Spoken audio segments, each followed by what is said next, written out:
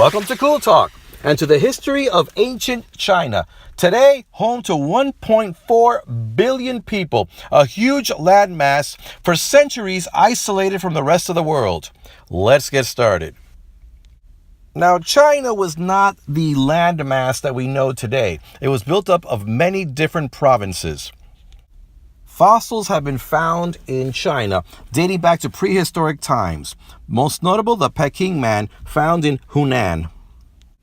Now, after the Ice Age, when the weather warmed up, yellow dust called doez came from the north, blew to China, and gave fertility to the soil around the Yellow River and the Yellow Valleys. The prehistoric cultures were called Jiahu and Yangshai. The Stone Age culture settled in Huanghe Valley. Eventually, farming came, taming the cattle and the pig. Rice and agriculture has been found by the Yangtze River, 8,000 years old. The Chinese learned to boil cocoons. Take the thread, long threads, they would turn into silk. So they began to grow caterpillars on mulberry leaves that the caterpillars like to eat.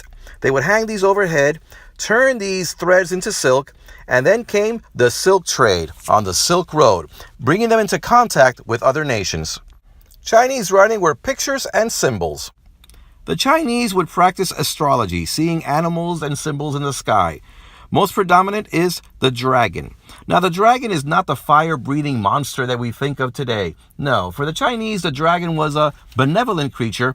It was a symbol for the emperor. For the Chinese, the origin of the universe began with nothing, except for concentrated matter called Tai Yi, meaning grand unity. One story is that the personification of Tai Yi was called Pangu, and that he created humankind. Another story is that Nu Wa made mankind out of clay. The Chinese had their horoscope. They believed in astrology, that the heavens dictated earth events. There were myths of gods such as Qi Yu, Huang Di, Yanbo, and Xi Shen. It was hard to pinpoint dates in ancient Chinese history because every time there was a new emperor, they would begin their calendar all over again as year one.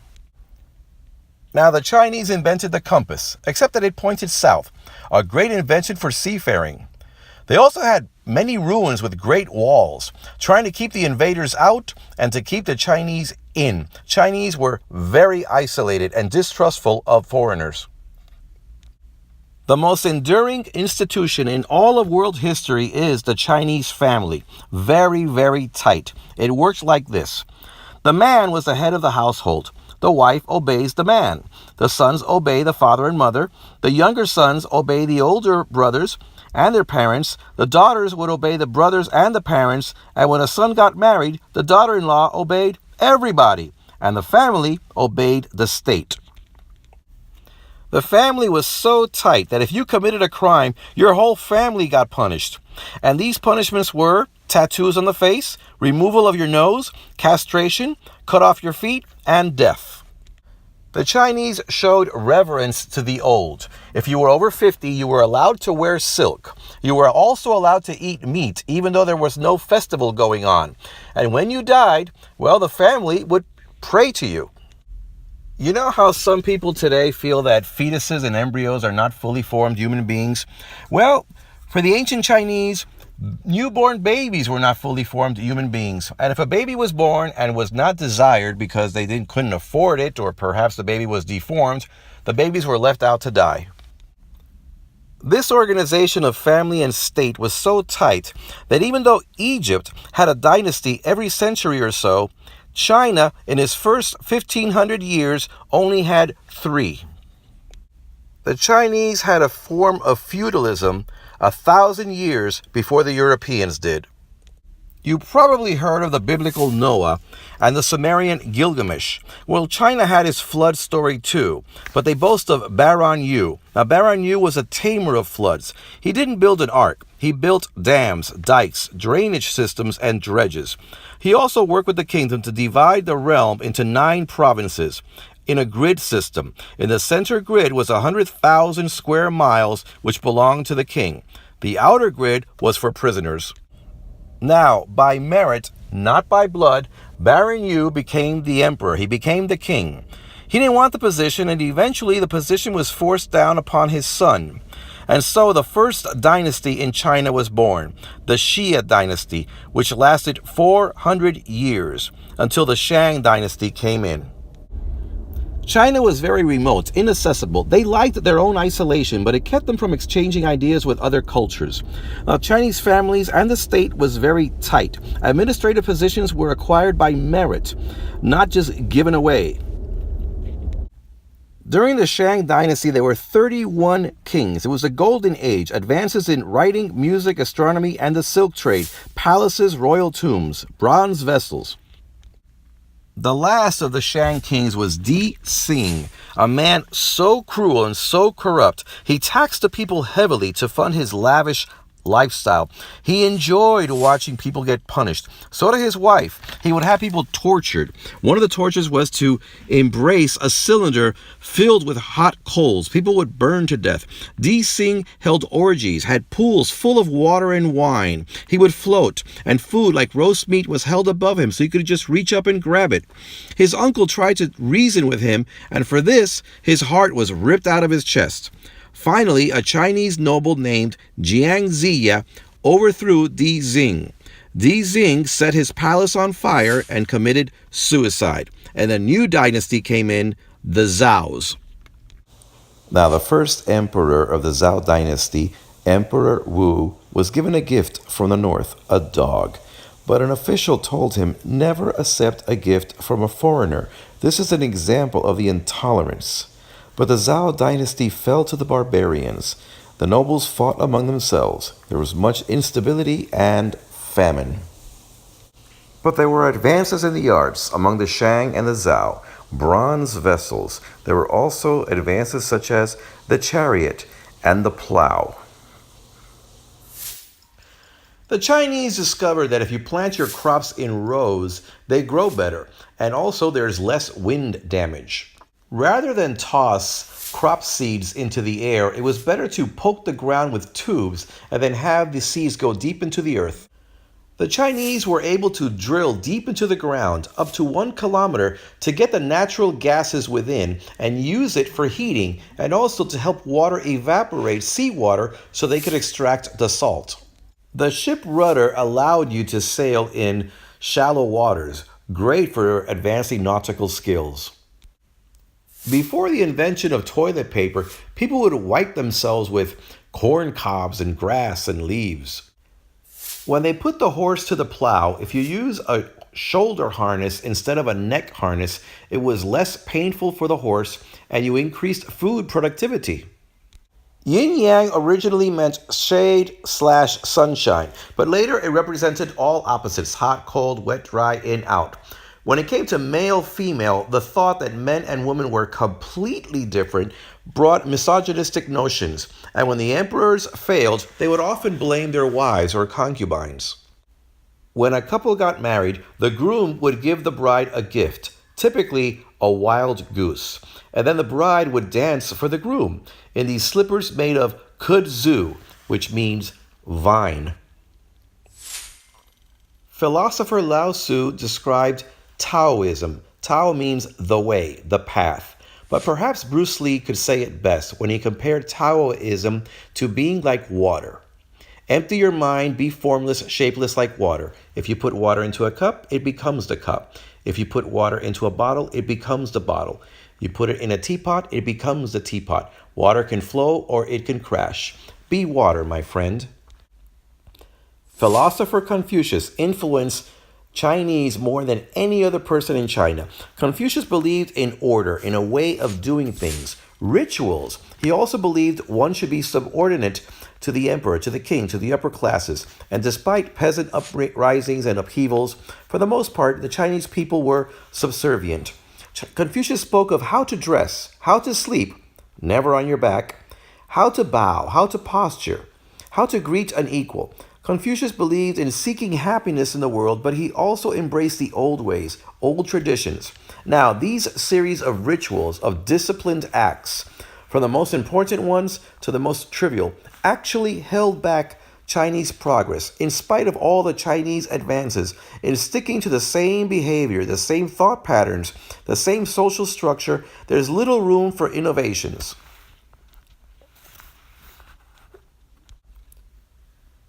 It was believed that heaven, called Tian, ruled all the other gods who ruled the earth. And they determined if an emperor should stay in power. This was called Mandate of Heaven. In the Zhao Dynasty, the governors and nobles acquired more and more power, until finally the emperor was king only in name. The nobles would fight each other. There was much instability. And now it's time to talk about Liu Wei, one of the greatest social climbers of all time. Liu Wei was a successful merchant and a charming talker who made his way through life rubbing elbows with the elite. Now, Liu Wei was very much in love with a beautiful dancer named Lady Zhao. She became his lover. Liu Wei was very ambitious. He became friends with Prince Yiren, and through a lot of maneuvering, he managed to get Prince Yiren to be the next in line to the throne.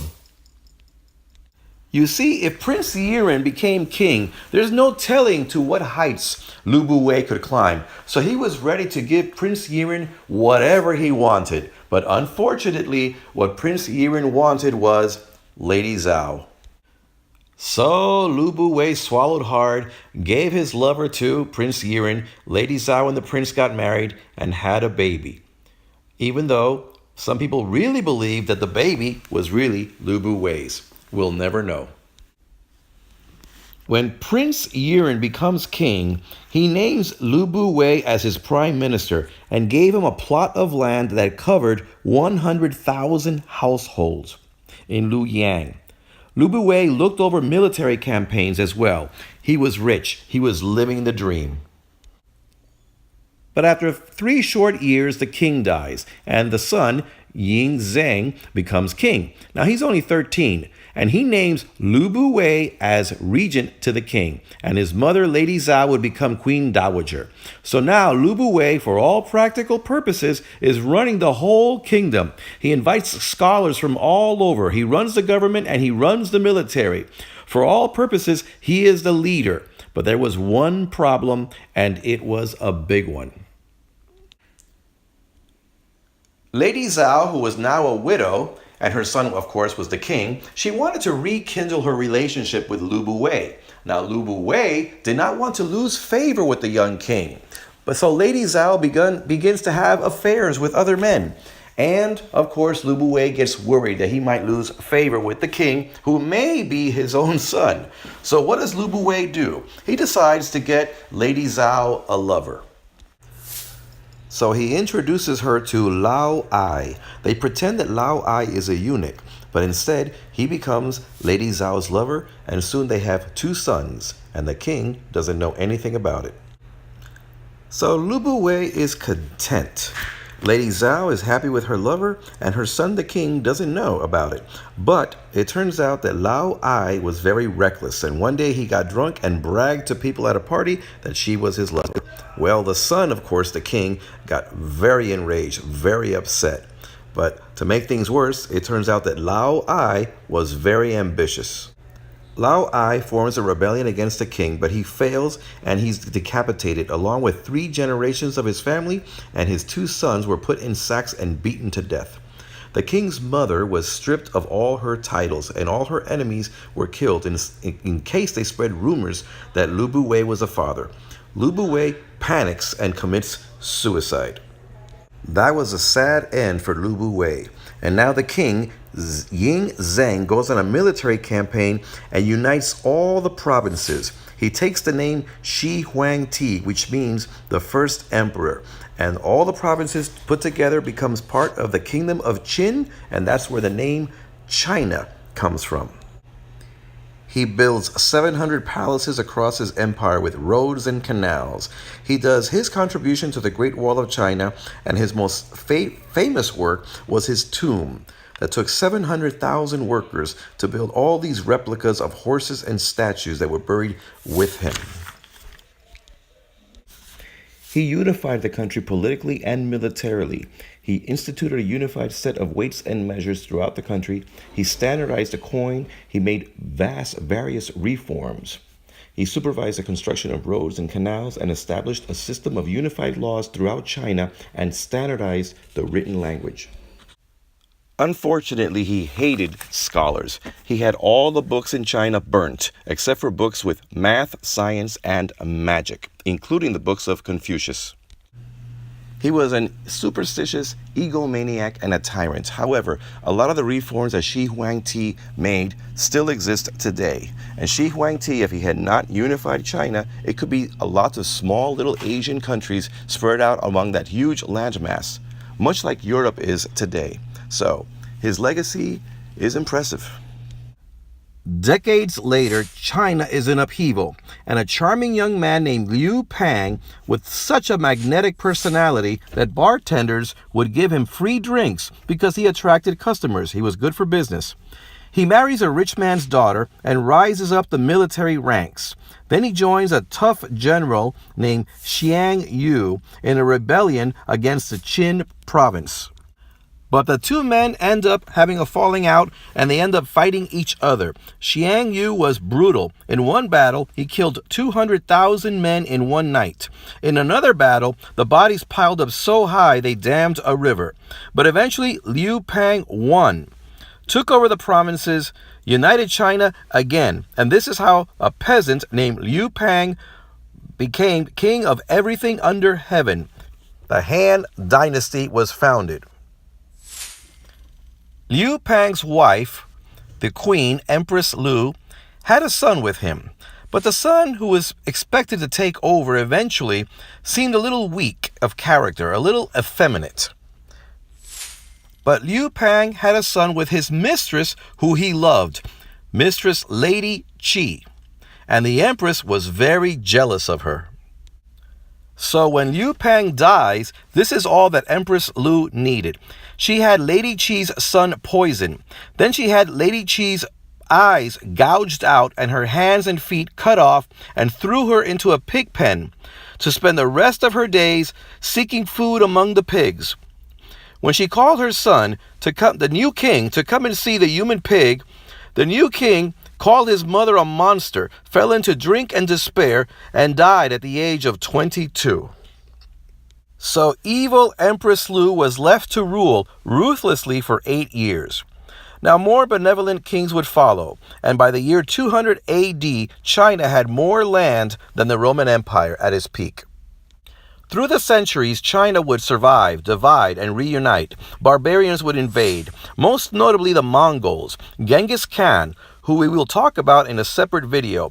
He led his armies, killed over 5 million, took over land from China, Russia, all the way to Korea. Eventually, his grandson, Kublai Khan, would govern China as well. And Marco Polo, an Italian merchant, would visit, write about his travels, and become famous. Now, in my personal opinion, the most influential Chinese person was not a king. It was a eunuch named Kai Lun. He invented paper around the year 105 AD. He found a way of taking bamboo, cutting it into strips, dipping it in water, beating it into a pulp, and later press the sheets, and then they had to be dried out. China had lagged behind Europe for many centuries, but then it overcame it to become the most advanced country on earth. Some believe that paper had a lot to do with it.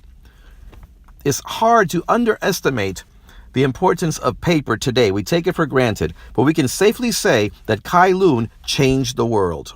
A religion from India, Buddhism, would make its way into China. There are 500 million Buddhists in China today. These are pictures of the Forbidden City, started in the Qing Dynasty, which began in 1636 and would last 300 years. It was the last Chinese dynasty. Under it, China would become the 4th largest empire in the world. But periods of war, overpopulation, famines, and inevitable contact with the world brought conflicts with Europe, Japan, Russia, and inner rebellions. Pu Yi, the last king of China, would abdicate in 1912. He'd be followed by the Republic of China, and then in 1949 would come the People's Republic of China. And one of its founders, Mao Zedong, was responsible for the deaths of 45 million Chinese due to brutal torture, starvation, and execution. And the number may be higher than that, perhaps as high as 70 million people. In the 1970s, Deng Xiaoping, leader of China, would open up the borders and open up the economy. He made so many reforms, he's one of the few people to be Time Magazine's Man of the Year twice. So China, one of the earliest civilizations on Earth, is still around today. Looking forward to the 21st century, it is now a superpower and a super economy. 1 out of every 5 people on Earth is Chinese. That's 1.4 billion people on 3.7 million square miles. Well, that's it for now. But for my next video, we're going to be looking at India. Until then, this is Cool Talk.